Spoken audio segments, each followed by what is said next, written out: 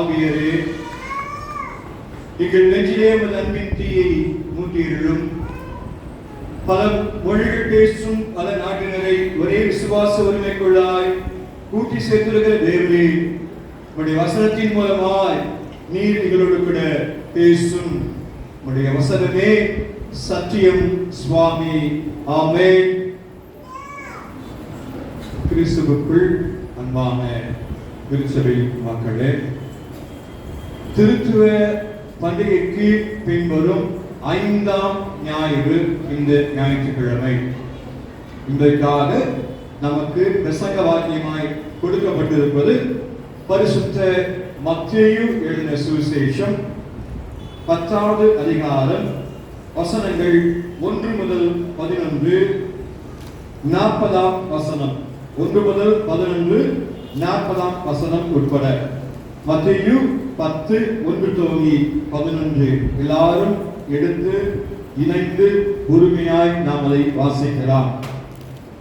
அப்பொழுது இயேசு தம்முடைய 12 சீடர்களையும் தம்மிடத்திலே வரவழைத்து அசுத்த ஆவிகளை துரத்தவும் சகல வியாதிகளையும் சகல நோய்களையும் நீக்கவும் அவர்களுக்கு அதிகாரம் கொடுத்தார்.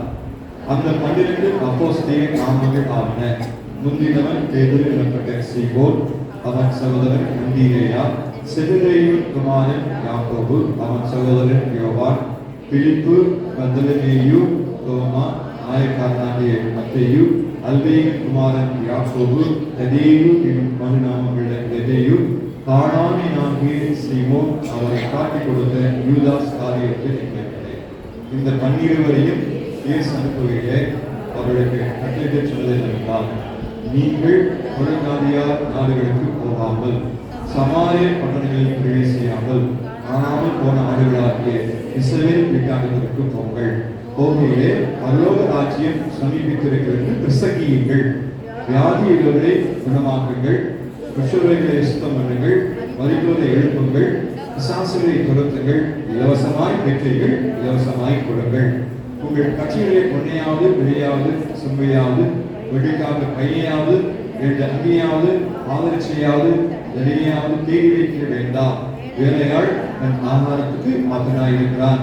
எந்த பட்டணத்திலாவது கிராமத்திலாவது நீங்கள் பிரவேசிக்கும் போது அதை பாத்திரவான்கள் யார் என்று விசாரித்து நீங்கள் புறப்படும் அளவும் அவரிடத்திலே தங்கியிருங்கள். 40வது வசனம், உங்களை ஏற்றுக்கொள்கிறவன் என்னை ஏற்றுக்கொள்கிறான், என்னை ஏற்றுக்கொள்கிறவன் என்னை அனுப்புவரை ஏற்றுக்கொள்கிறான்.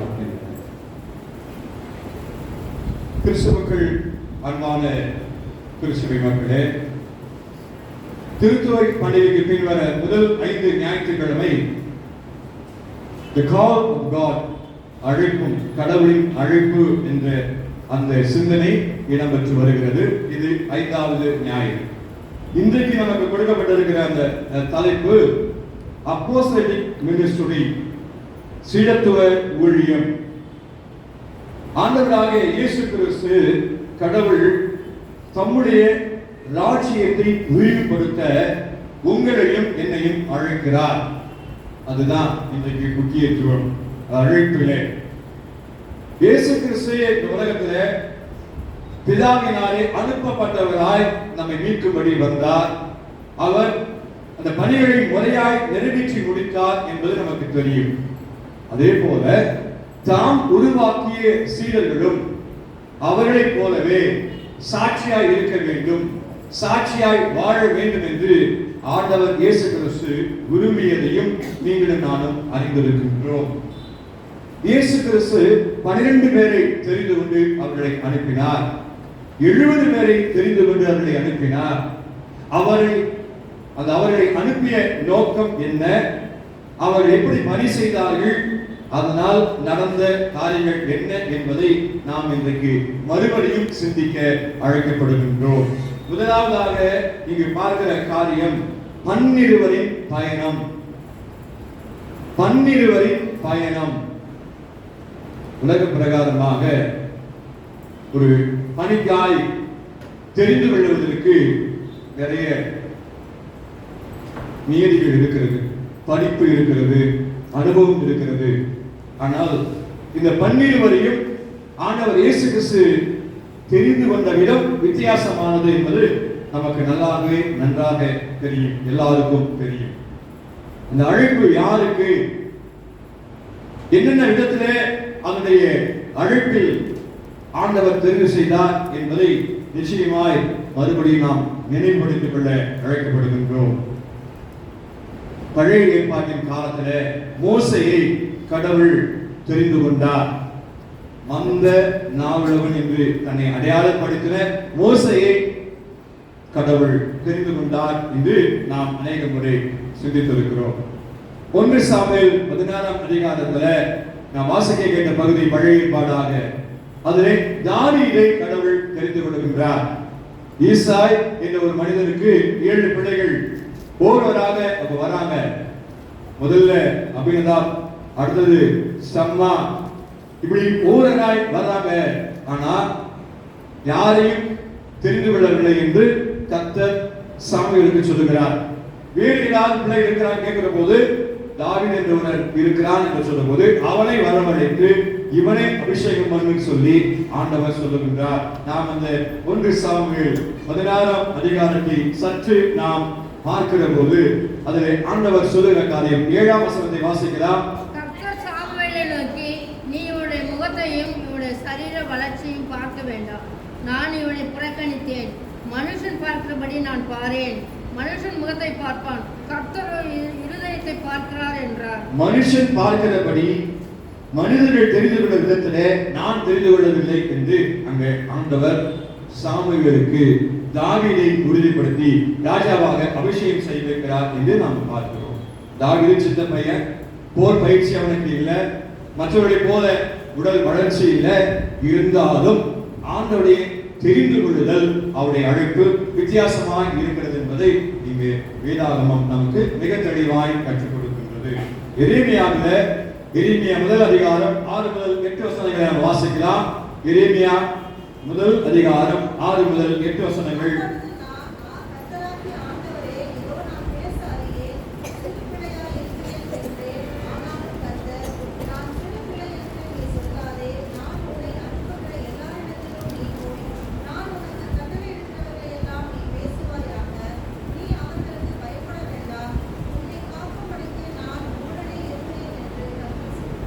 உன்னை காக்கும்படி நான் உன்னோடு கூட இருக்கிறேன், சிறியன் என்று நீ சொல்ல வேண்டாம், எல்லாவற்றையும் நான் உனக்கு வெளிப்படுத்துவேன் என்று சொல்லி எரேமியா தீர்க்கதரிசியை கடவுள் பயன்படுத்துகின்றார்.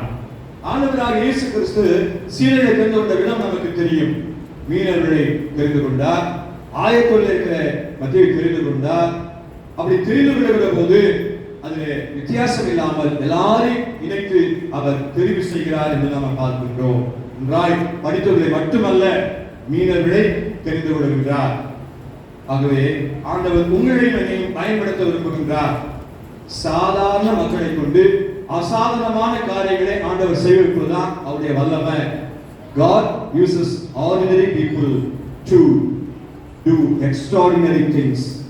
வல்லமையுள்ள மிகப்பெரிய ஆசீர்வாதத்தை செய்ய எளிய மக்களை ஆண்டவர் பயன்படுத்துகிறார் என்பதுதான் உண்மை. இயேசு கிறிஸ்து அப்படிதான் சிலரை தெரிந்து கொள்கின்றார் என்பதை நிச்சயமாய் நீங்கள் நானும் அறிந்திருக்கின்றோம். அப்படி அந்த சிலரை அனுப்பும் போது அவர் சொல்லுகிற காரியம், நீங்கள் எதையும் எடுத்து போக வேண்டாம், பையை எடுத்துக்கொண்டு போக வேண்டாம், பொருளாசைக்கு இடம் கொடுக்க வேண்டாம், கர்த்தராகிய இயேசு கிறிஸ்துவை சார்ந்து நீங்கள் போங்கள், அவர் உங்களை நடத்துவார், அவர் மீது நம்பிக்கை வையுங்கள். மத்தேயு 6ஆம் அதிகாரம் 11ஆம் வசனத்தை வாசிக்கும் போது மத்தேயு 6:11, அந்தந்தைக்கு தேவைகளை ஆண்டவர் சந்திக்கிறவராயிருப்பார். அவர் நிச்சயமாய் கைவிட மாட்டார், வழிநடத்துகிறவர் நம்மோடு கூட இருப்பார். ஆகவே தான் பன்னிருடைய பயணம் ஆண்டவரை சார்ந்த பயணமாய் இருந்தது. அவர்கள் கர்த்தரை நம்பி சென்றார்கள். அதுதான் இன்றைக்கு நமக்கும் கற்றுக் கொடுக்கப்படுகிறது. நம்முடைய வாழ்க்கை பயணத்தில் ஆண்டவரை நம்பி அவரை சார்ந்து நாம் கடந்து போகும்போது நமக்கு ஆசீர்வாதங்கள் நிறைவாய் உண்டு என்பதை ஆண்டவர் உங்களுக்கும் எனக்கும் இந்நாளிலே கற்றுக் கொடுக்கிறவராக இருக்கிறார். இந்த பகுதியிலிருந்து பன்னிருவரின் பயணம். இரண்டாவதாக அந்த பயணத்தின் நோக்கம், aim of the journey. என்ன நோக்கத்துக்காக அனுப்புகிறார் அங்க பார்க்கிறோம். நீங்க போய் சொல்லுங்கள், இரண்டாவது செயல்படுங்கள். இரண்டையும் வலியுறுத்துகிறார் ஆண்டவர் இயேசு கிறிஸ்து. மத்தேயு 28:20 வாசிப்போம். மத்தேயு 28:20.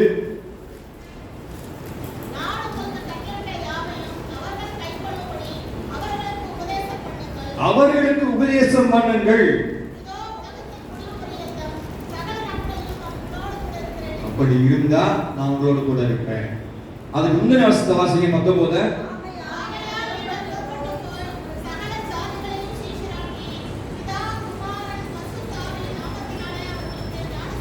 போதும். நீங்கள் உலகமெங்கும் போங்கள் என்று மத்தேயு 28:19 சொன்ன ஆண்டவர் இயேசு கிறிஸ்து வாசிக்க கேட்ட இந்த பகுதியில எங்க போக சொல்றாரு? இஸ்ரவேல் வீட்டாரத்திற்கு போங்க சொல்றார். ஏன் வித்தியாசம்? இது ஆரம்பம், அது நிறைவு. ஆரம்பத்துல சீடர்கள் இன்னும் முதிர்ச்சி அடையவில்லை, வளர்ச்சி அடையவில்லை, ஊழியத்தின் காரியங்களுக்கு பக்குவப்படவில்லை. ஆகவே புறையின மக்களுக்கு அவர்கள் அறிவிப்பதிலே சற்று கடினப்பாடு இருக்கும் என்பதனாலே இஸ்ரவேல் வீட்டாரத்துக்கு நீங்கள் போங்கள் என்று ஆண்டவர் குறித்தை நமக்கு எடுத்து காண்பிக்கின்றார். உயிர்த்தெழுந்த ஆண்டவர் அங்க கிரேட் கமிஷனிங் என்று சொல்லக்கூடிய அந்த மத்திய 28 சொல்லுகிற போது நீங்க உலகமெங்கும் போங்க. அங்க மக்கள் சீடர்கள் பயிற்சி பெற்றிருப்பார்கள், அநேக காரியங்களை இயேசு பற்றி கற்றிருப்பார்கள், அநேக காரியங்களை அவர்களே செய்திருப்பார்கள். அப்ப அனுபவம் இருக்கும். எல்லாரையும் அவர்கள் சீடராக்கக்கூடிய வல்லமை அவர்களுக்கு இருந்திருக்கும். ஆகவே தான் இங்க ஆண்டவர் இஸ்ரவேல் வீட்டாருக்கு போங்கன்னு சொல்றாரு. மத்தேயு 28ல சகல நாட்டுக்கும் போங்கன்னு சொல்றாரு. இன்னொரு குறிப்பை இங்க நாம பார்க்க முடியும். ரோமர் 1:16 வசனம். ரோமர் 1:16 வசனம்.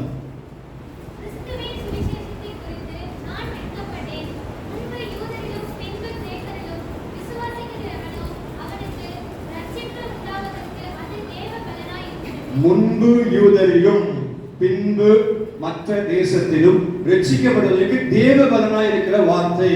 ஆகவேதான் இஸ்ரவேல் வீட்டாருக்கு நீங்க முதல்ல போங்க. மேசியாவை எதிர்பார்த்தவங்க யூத மக்கள் தான். அந்த மேசியாவுக்காக எதிர்பார்த்த அந்த யூத மக்கள் மேசியாவை ஏற்றுக்கொள்ளவில்லை. ஏன் ஏற்றுக்கொள்ளவில்லை? அவங்க எதிர்பார்த்த மேசியா வேறு, வந்த மேசியாவுடைய செயல்பாடு வேறு.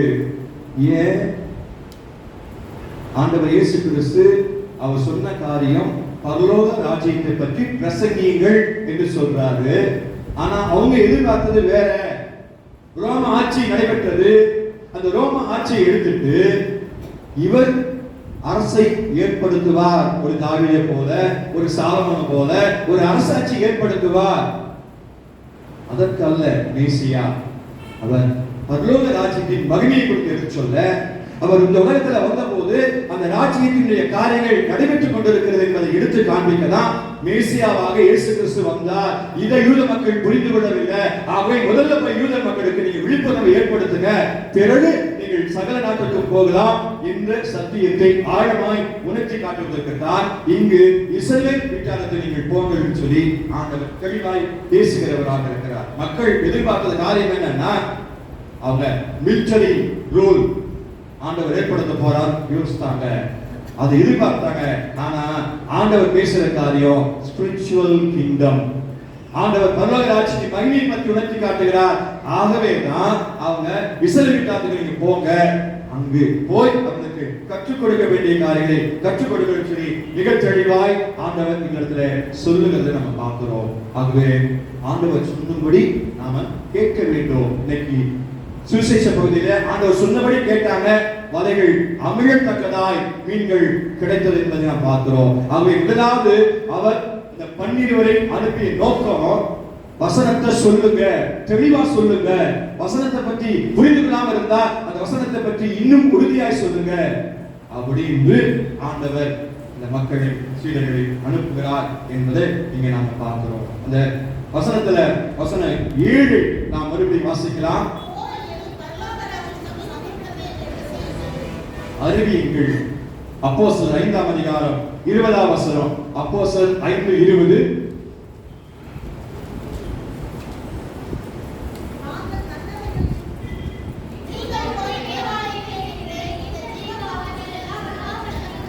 எல்லாவற்றையும் சொல்லுங்கள். இன்னைக்கு கர்த்தரை பற்றி நாம் எடுத்து சொல்ல வேண்டியது அவசியம். ஆண்டவர் இயேசு கிறிஸ்து அதை விரும்புகிறவராக இருக்கின்றார். ஆகவே தான் பன்னிருவரின் பயணம் ஆண்டவர் சொல்கிற நோக்கத்தை நிறைவேற்றுவதாய் அமைந்தது. சொல்லுங்க, நீங்க போய் எல்லாருக்கும் சொல்லுங்கன்னு சொல்லி கடைசியில் சொல்லுகிறார். இங்கு இஸ்ரவேல் விட்டாருக்கு நீங்க போங்க என்று ஆண்டவர் கட்டளையிடுகிறதை இங்கு நாம் பார்க்க முடிகிறது. இரண்டாவது, செயல்படுத்துங்கள். செயல்படுத்துங்கள்.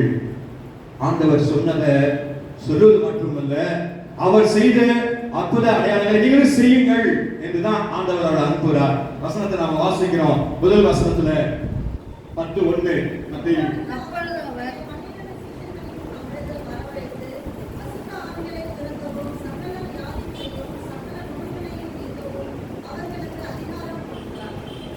அதிகாரம் கொடுத்தார். இயேசு கிறிஸ்துவுக்கு அந்த அதிகாரம் இருக்கிறதுனால அந்த அதிகாரத்தை இவருக்கு கொடுத்தார். மத்திய 28ல நம்ம பார்க்க முடியும். வானத்திலும் பூமியிலும் சகல அதிகாரமும் எனக்கு கொடுக்கப்பட்டிருக்கிறது. அந்த அதிகாரம் சீடர்களுக்கு கொடுக்கப்பட்டது. அவர்கள் போய் அற்புத அடையாளங்களை செய்ய வேண்டும் என்று அனுப்பினார். என்னை விசுவாசிக்கிறவன் நான் செய்த காரியங்களை செய்வான், அதை விட பெரிய காரியங்களும் அவன் செய்வான் ஆண்டவரே சொல்லியிருக்கிறார். ஆகவேதான் இவங்க அற்புத அடையாளங்களை செய்வதற்காக அனுப்பப்பட்டாங்க. சொல்ல வேண்டும், செய்ய வேண்டும் என்று ஆண்டவர் விரும்புகிறார். அப்போஸ்தலர் 9ஆம் அதிகாரம் 33, 34 வசனங்கள். அப்போஸ்தலர் 9, 33, 34.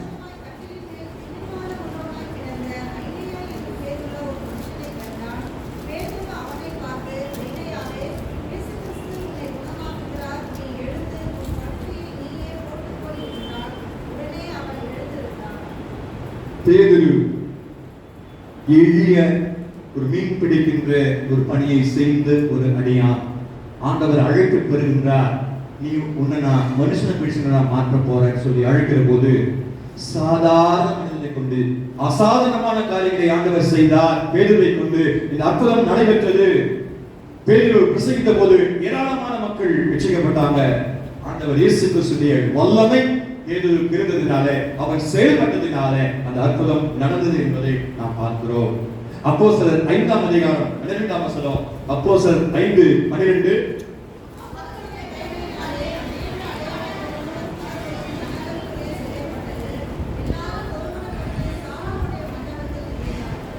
அற்புதங்கள் அடையாளங்கள் தொடர்ந்து நடைபெற்றதினால அவர்கள் அற்புத ஆசீர்வாதத்தை பெற்றுக் கொண்டார்கள். கிறிஸ்துவுக்குள் அன்பானவர்களே, இன்றைக்கு நாம் நம்முடைய வாழ்க்கையில நிறைய பயணம் போறோம். படிப்பதற்கு பயணம் போறாங்க. இன்னைக்கு கூட மலைப்பகுதியில புத்தக பைகளை சுமந்து கொண்டு பிள்ளைங்க நெடுதூரம் பயணம் போய் ஸ்கூலுக்கு போறாங்க. வேலைக்காக பயணம் போறாங்க, வியாபாரத்துக்காக பயணம் போறாங்க, சுற்றுலாவாக பயணம் போறாங்க. இது பல நோக்கங்கள் இருக்கிறது. ஆனால் நற்செய்தி அறிவிக்கும் பிரயாணத்துல நாம் நம்மை அர்ப்பணிக்கின்றோமா? நற்செய்தி அறிவிக்கக்கூடிய பிரயாணத்துக்கான ஆயத்தங்கள் நம்முடைய சபையிலே உண்டா? ஆயத்தங்களை செய்வதற்கு ஏற்ற ஒரு நிதி ஆதாரம் உண்டா? இவற்றை யோசித்து பார்க்கக்கூடிய ஒரு நேரமாக இருக்கிறது. ஆகவே நற்செய்தி ஒரு பிரயாணம். அந்த நற்செய்தி பிரயாணத்துல அன்றைக்கு 12 பேர் ஆண்டவர் இயேசு கிறிஸ்துவினால் அனுப்பப்பட்டாங்க. இன்றைக்கு நீங்களும் நானும் ஆண்டவர் இயேசு கிறிஸ்துவை பற்றி சொல்வதற்கு, ஆயத்தப்படுவதற்கு, நற்செய்தி பிரயாணம் செல்வதற்கு நாம் முயற்சி எடுக்க நமக்கு வாய்ப்பு உண்டா? யோசித்து பார்க்க அழைக்கப்படுகின்றோம். அதை அவசியமாய் நாம் செய்வதற்கு ஆண்டவர் நமக்கு கற்றுக் கொடுக்கிறவராக இருக்கிறார். பன்னிருவருடைய பயணம், அந்த பயணத்தின் நோக்கம் அதுதான். சொல்லுங்கள், செயல்படுங்கள். அதை அப்படியே அவங்க செஞ்சாங்க. ஆசீர்வாதத்தை பெற்றுக்கொள்வதற்கு வழி உண்டாகும் என்று ஆண்டவர் நமக்கு நினைவுபடுத்துகிறவராக இருக்கிறார். மூன்றாவதாக, அந்த பயணத்தினுடைய விளைவு என்ன?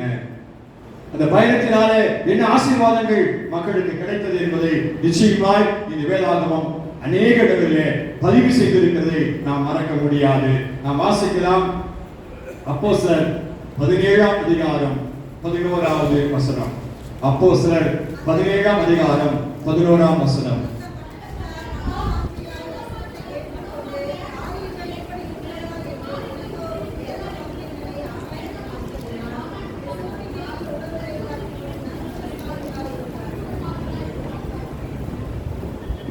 அப்போஸ்தலர் 17ஆம் அதிகாரம் 11ஆம் வசனத்துல அந்த மக்கள் நற்குணசாலிகளாய் இருந்தார்கள் என்று நிறைவில் நம்ம பார்க்கிறோம். ஏன்? வேத வாக்கியங்களை ஆராய்ந்ததினாலே, அந்த வேத வாக்கியங்கள் அவர்களுக்கு சொல்லப்பட்டதினாலே தான் அந்த வேத வாக்கியங்களை ஆராய்ந்தாங்க. அந்த வேத வாக்கியங்களை ஆராய்ந்ததினாலே அவர்கள் மற்ற மக்களை காட்டிலும் நற்குணசாலிகளாய் இருந்தார்கள் என்ற குறிப்பை இங்க நாம பார்க்கிறோம். அதுதான் அந்த பிரயாணத்தினுடைய நன்மை, அந்த பிரயாணத்தினுடைய விளைவு. அதை ஆண்டவர் எதிர்பார்க்கின்றார்.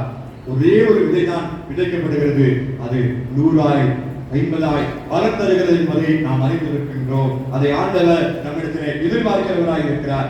அப்போஸ்தலர் 8ஆம் அதிகாரத்துல 30ஆம் வசனத்திலிருந்து 36 வரைக்கும் யாராவது ஒரு வாசிக்கிறார்? அப்போஸ்தலர் 8:30-36.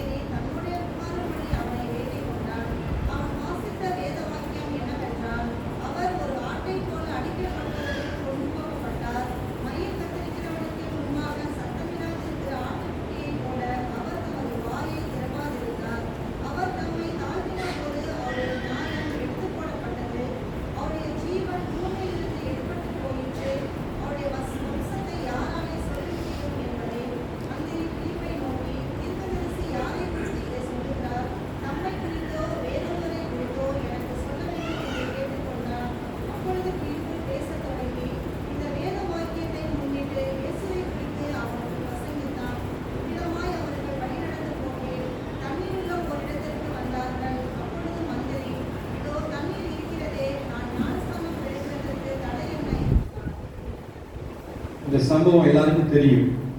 ஆண்டுடைய செய்தி சொல்லப்பட்டதுனால அங்க எத்தியோப்பியா தேசத்தை சேர்ந்த ஒரு மனிதனுக்கு ஆண்டு இயேசு கிறிஸ்துவை பற்றி சொல்லப்படுகிறது. அங்கே ஞானஸ்நானம் பெற்றுக் கொடுக்கிறார். ஆண்டுடைய வசனம் அங்கு வல்லமையாய் வெளிப்படுகிறது. அதன் பயனாய் ஒரு புதிய ஆத்துமா அங்கு ஆதாயம் செய்யப்படுகிறதை நாம் அறிந்திருக்கின்றோம். அப்போஸ்தலர் 4ஆம் அதிகாரத்துல 33ஆம் வசனம் சொல்லுகிறது. 4:33.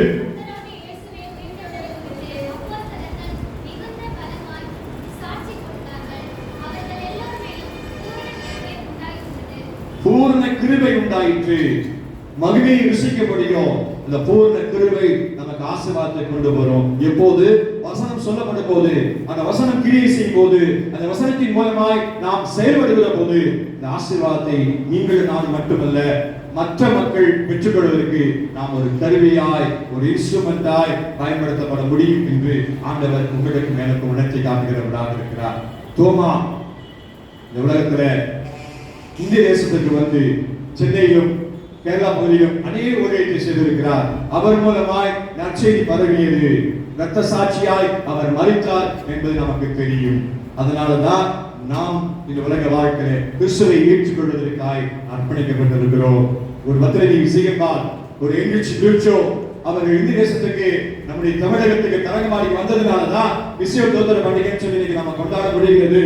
நற்செய்தி எங்கிருந்தோ ஜெர்மன் தேசத்திலிருந்து வந்த அடியார்கள் நமக்கு தமிழ் மொழிய கற்றுக்கொண்டு நமக்கு தமிழில வேளாண்மை மொழிபெயர்த்து கொடுத்தாங்க. ஏன்? அவருடைய செயல்பாடு, அவர்கள் செய்தார்கள், சொன்னதை செய்தாங்க. அதன் பயன்தான் இன்றைக்கு நாம் TFC என்று சொல்லி நாம் அனுசரித்துக் கொண்டு ஒவ்வொரு வருடமும் ஜூலை 9 விசேஷ தோத்திர பண்டிகை அனுசரிக்கின்றோம். அவருடைய அர்ப்பணிப்புக்காக, அவருடைய தியாகத்திற்காக, அவருடைய உழைப்புக்காக நாம் நன்றி செலுத்துகிறோம் என்பதை நாம் மறக்க முடியாது. கிறிஸ்துவுக்குள் அன்பானவர்களே, இருண்ட கண்டம் என்று சொல்லக்கூடிய ஆப்பிரிக்கா தேசத்திற்கு டேவிட் லிவிங்ஸ்டன் கடந்து போனார். நெருக்கத்தின் மத்தியிலே, கஷ்டத்தின் மத்தியிலே பணியை செய்தார். அவர் வைராக்கியமாய் பணி செய்ததினாய் அநேக பேர் அங்கு கர்த்தராகிய இயேசு கிறிஸ்துவை ஏற்றுக்கொண்டார்கள் என்பது நமக்கு தெரியும். இந்த உலக வாழ்க்கையில எத்தனை விசுவாசிகள் தன்னை அர்ப்பணித்திருக்கிறார்கள், இரத்த சாட்சியாய் அவர்கள் மரித்திருக்கிறார்கள் என்பதை சற்று இந்த நேரத்தில் நாம் நினைவு கூறும்படியாய் உங்களையும் என்னையும் ஆண்டவர் அழைக்கிறவராக இருக்கிறார். அப்படி நினைவு கூறுவது அவசியம் என்று ஆண்டவர் விரும்புகின்றார். இந்த வார்த்தைகளை சொல்லும் போது அநேக பேர் ஏற்றுக்கொண்டாங்க, அநேக பேர் ரட்சிக்கப்பட்டாங்க, அநேகர் கர்த்தருடைய மந்தையில இணைக்கப்பட்டாங்க. 40ஆம் வசனத்தை நாம வாசிப்போம். மத்தேயு 10:40.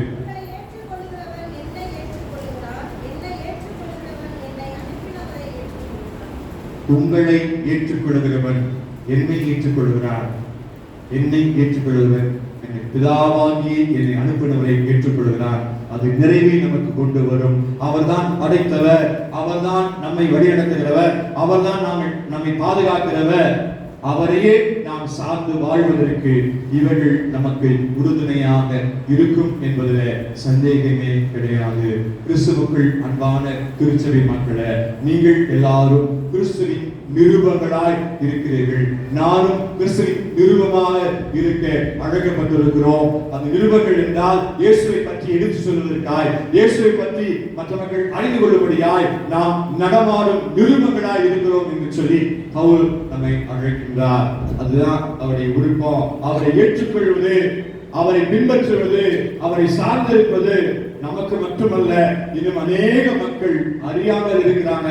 அந்த மந்திரி சொன்னது போல, எனக்கு சொன்னாதாயா தெரியும், இன்றைக்கு அநேக பேர் ஆண்டவரை பற்றி எனக்கு சொன்னாதான தெரியும் சொல்லி ஏக்கத்தோடு ஆவலோடு இருக்கிற நிறைய பேர் உண்டு. அவங்களுக்கு யார் ஆண்டவரை இயேசு கிறிஸ்து பற்றி சொல்லுவது? அந்த நற்செய்தி பிரயாணத்துல யார் செல்வது? தீர்மானம் நம்முடையது. ஆண்டவரை நம்மிடத்திலே விட்டு விடுகின்றார். ஆயத்தப்பட வேண்டும். நற்செய்தி பிரயாணத்துக்கு நம்மை உருவாக்க வேண்டும். காஸ்பல் டீம் உருவாக்கப்பட வேண்டும். அதன் மூலமாய் நற்செய்தி அறிவிக்கப்பட வேண்டும். அதுதான் ஆண்டுடைய விருப்பம். அதற்கு தான் பன்னிருவரின் பயணம். அதற்கு தான் அந்த பன்னிருவர் பயணத்தின் நோக்கத்தை கற்றுக் கொடுக்கிறார். அதற்கு தான் அந்த பன்னிருவர் நோக்கத்துடைய விளைவு நமக்கு முன்வைக்கிறார் வேதாகம வசனங்களின் மூலமாய். இன்றைக்கு இன்னும் நிறைய பதிவுகள் இந்த வேதாகமத்தில் இருக்கிறது. அதை போய் நாம் வாசித்து பார்ப்போம். நமக்கு உந்துதலை கொடுக்கும். நமக்கு இந்த உலக வாழ்க்கையில கர்த்தருக்கு சாட்சியாய் இருப்பதற்கு நம்மை அர்ப்பணிக்க அது வழி வகுக்கும் என்பதிலே சந்தேகமே கிடையாது. கிறிஸ்துவுக்குள் அன்பான திருச்சபை மக்களே, TAFC பாவன சன்னதியும் சிதம்பரம் மக்களாய் ஆண்டவரை மகிமைப்படுத்துவோம். கர்த்தரை நாம் உயர்த்துவோம். அவர் நாமத்துக்கு இன்றும் நாம் கனம் செலுத்துவோம். இன்றைக்கு திடப்படுத்தலின் மூலமாக திருச்சபை ஒன்றிலே கொண்டு போய் இணைக்கப்பட்ட அன்பான பிள்ளைகள் இந்த நற்செய்தி பணியை நம்முடைய உள்ளத்திலே ஆழமாய் பதித்துக் கொண்ட மக்களாய், ஜெபிக்கிற பிள்ளைகளாய், மற்றவர்களை ஆதாயப்படுத்துகிற பிள்ளைகளாய் மாறுவதற்கு ஆண்டவர்களுக்கு துணை புரிவார். இந்த நற்செய்தி அறிவிக்கின்ற பணியிலே நாம் நம்மை இணைத்துக் கொள்வதற்கு, நம்மை அர்ப்பணிப்பதற்கு இன்றிலிருந்து ஜெபிக்க நாம் அழைக்கப்படுகின்றோம். அதற்கு பிரத்யேகமாய் ஜெபித்தால் மாத்திரமே, உழைத்தால் மாத்திரமே ஆண்டுடைய ராஜ்யத்தை நாம் விரிவாக்க முடியும், சித்தத்தை நிறைவேற்ற முடியும். எல்லாரும் ரட்சிக்கப்படவும் சத்தியத்தை பற்றி அறிய அடைவும் கர்த்தர் சித்தமுள்ளவராய் இருக்கிறார். அந்த சித்தத்தை நிறைவேற்றுவதில் நீங்களும் நானும் தான். அர்ப்பணிப்போமா? ஆசீர்வாதத்தை பெற்றுக் கொள்வதற்கு அது வழிவகுக்கும் என்று ஆண்டவர் சொல்கிறார். கர்த்ததாமே இந்த பாதையில உங்களையும் என்னையும் வழி நடத்துவாராக. ஆமென்.